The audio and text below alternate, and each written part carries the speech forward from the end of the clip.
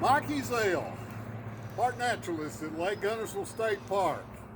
Glad you joined me today. We're going to take a short hike and look at some of the wonders along the Cutchenmine Trail. Cutchenmine Trail is one of Lake Guntersville State Park's most popular trails. It was featured by my hiking friend, Joe Kujaw, in his book about hiking Alabama.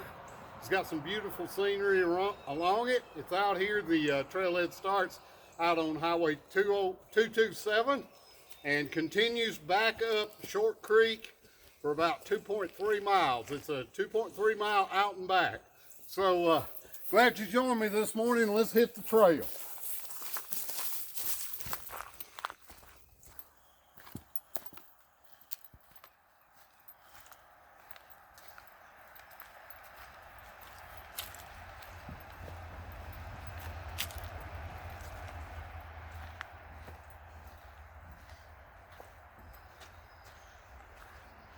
Cutchenmine Trail starts here at King Hollow.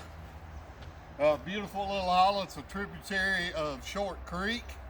It's the beginning of the trail and the beginning of some beautiful wildflowers and scenery. Let's explore longer. Here at the end of our first bridge, we run into our first wildflower of the morning. This is star chickweed. It grows in the filtered shade coming down from above that very rich moist soil near the water. Along beside it, we have some spring beauties that are opening up this morning. We saw some of the same on Seals Trail yesterday. Two beautiful spring wildflowers that carpet the floor.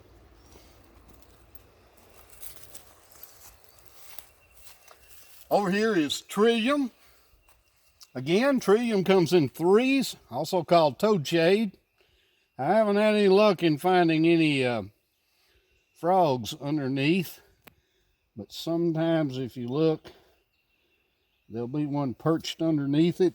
Again, everything comes in threes, the petals, sepals, and excuse me, and leaves are all in threes. This is an ephemeral.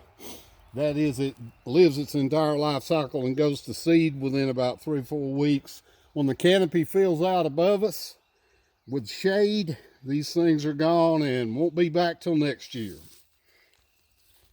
A little further down the trail, we run into some Woodland Phlox.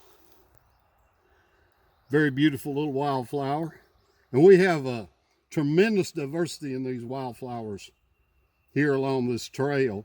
Alabama itself has several thousand that grow within its borders, and we have a majority of them here at Lake Guntersville as part of Sand Mountain and the Cumberland Plateau. Over to the side, I'm going to try to keep it out of my shadow. This little beauty here is a wild geranium. If I can get it to stand up there where we can see it, we can zoom in on that. You see the geranium-like leaves, 5 petals. Let's try this by hand.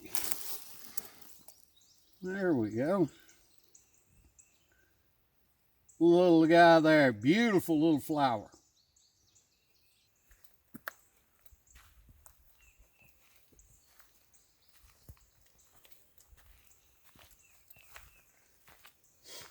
Off to the right side of the trail here in King Hollow, I want to point out a colony of mayapple. It's another spring ephemeral that blooms in colonies. It's got those big umbrella-like leaves. You can't miss it. The flowers on it, which are not out at the moment, but when the flowers come, they come underneath the leaves.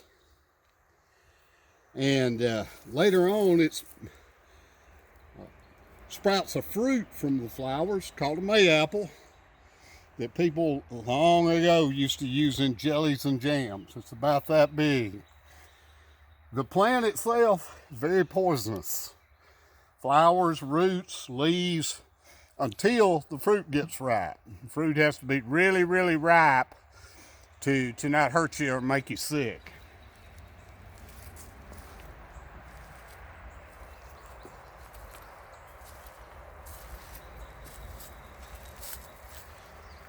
And as you can see, I'm not having to go far to find these wildflowers. There's the yellow violet. And as you can see, most violets you think of as being purple and violet. But the woodland yellow violet, of course, comes in yellow. Very pretty species. We don't have a bloom yet, but I do want to show you a leaf. This is Alabama state wildflower. This is the oak leaf hydrangea. Now, most people will tell you that Alabama state flower is the camellia. That is true. The camellia grows in South Alabama in the warm climate of Mobile. Very beautiful flower, but it's not from Alabama. It's from China. It was imported and naturalized here. Some folks around got to thinking about, why is our state flower not actually from here? So they nominated the oak leaf hydrangea, which grows all over the state, is a native to Alabama, has a beautiful bundle of flowers that will turn, starts out white, turns pink later in the summer. It finally turns brown as it overwinters and grows as a shrub, real scaly bark. It grows all over the state, and nominated it for our official state wildflower. It's also used in landscaping all across the state, in people's houses and things. The pioneers used this scaly bark. I'll peel a little bit off.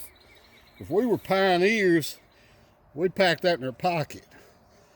A pioneer, you live from fire to fire.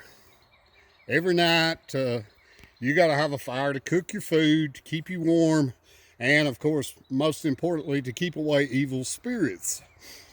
This is your fire starter. This stuff will burn from a flint and steel spark, even when it's wet.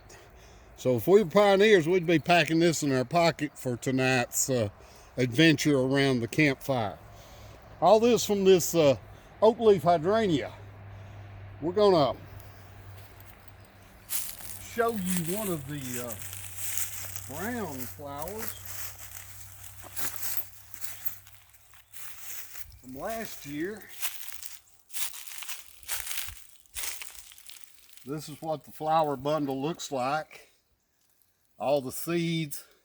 There's an arrangement of it. The ones with the traditional flowers are sterile, but they're used to attract pollinators into the real flowers, which are in the bundle in the middle. This is the brown version, the overwintering, and along Cutchenmine Trail here, it lines. I've never seen so many oak leaf hydrangeas as I've seen, and you will see here on Cutchenmine Trail.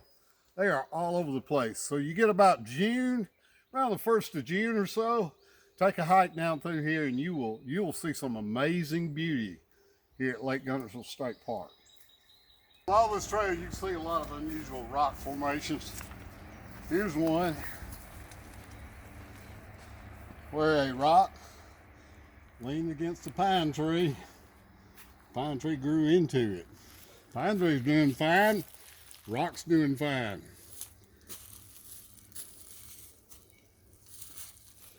Undoubtedly, this was some freak of nature of a rock rolling down a hill, or somebody actually put that there on purpose.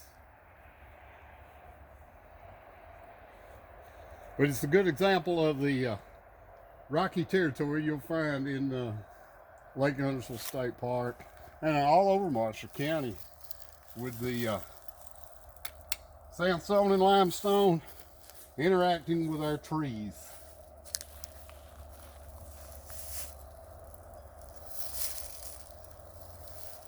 This little jewel here is a little shrub, also a native. It's just starting to leaf out. This is called Hearts of Bursting, also known as the strawberry tree.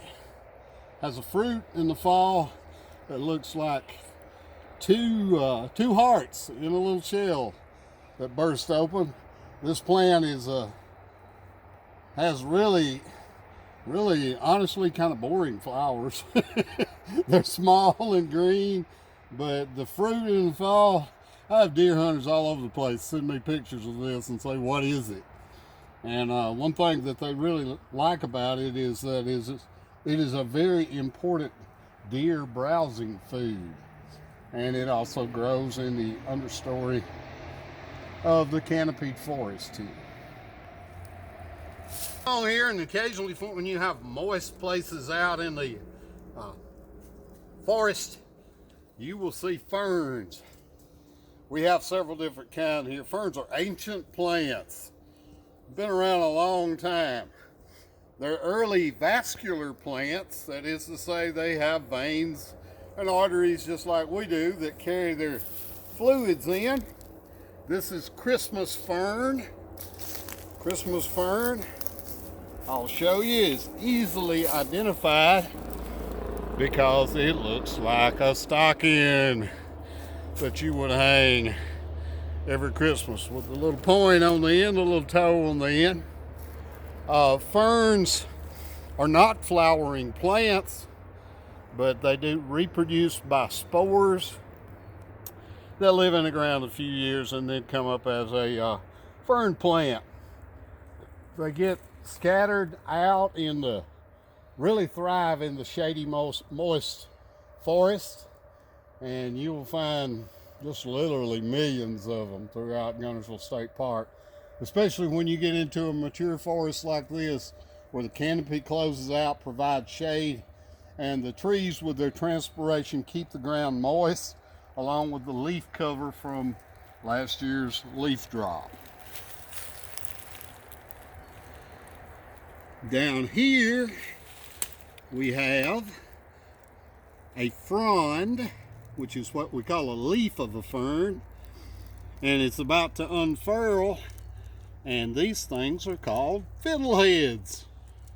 And if you've ever played a fiddle or seen a fiddle played, you'll see how it's curled up at the end.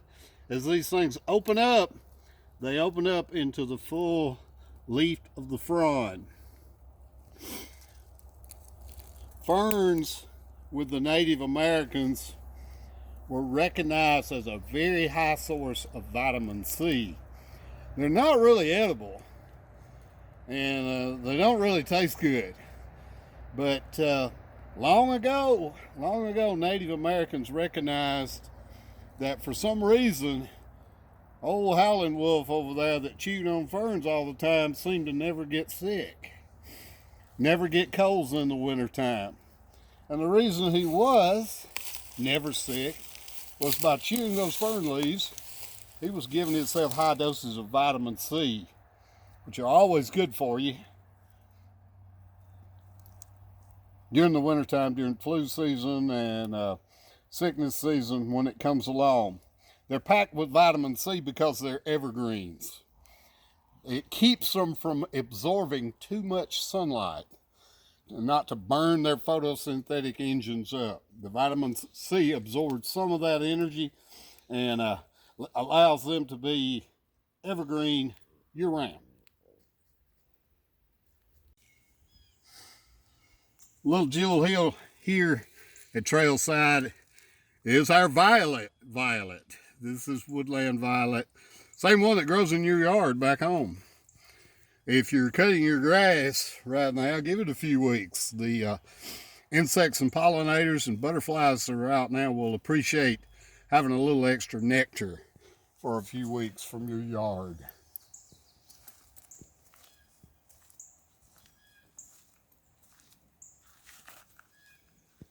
We travel along once again. We're lined with oak leaf hydrangea. It's everywhere, folks. Joe mentioned that in his book. Joe's not from North Alabama, by the way. He's from Fairhope. He's down in what we call LA, Lower Alabama. but he hikes all over the state. Very beautiful state wildflower. One of our more common trees, this is a sycamore. Sycamore, you can tell it very distinctive by the white patches in its bark. Goes all the way to the top. Also, a sycamore is an indicator of water. You'll never see a sycamore tree, hardly ever, a long way from a source of water. Now this one's a pretty good ways from King Hollow Branch, so I would suspect there's a spring or a seep around here. Again, this is karst topography. We've got caves and limestone and underground groundwater all over the place. This is a relatively dry trail. The ground soaks it up, and you wouldn't have to dig very far to put a well in. This is what made North Alabama very hospitable to our early settlers. Water sources everywhere. Our big spring in Huntsville, the spring in Tuscumbia, all of these places where you had a decent water supply were invites to early cities and towns being established here.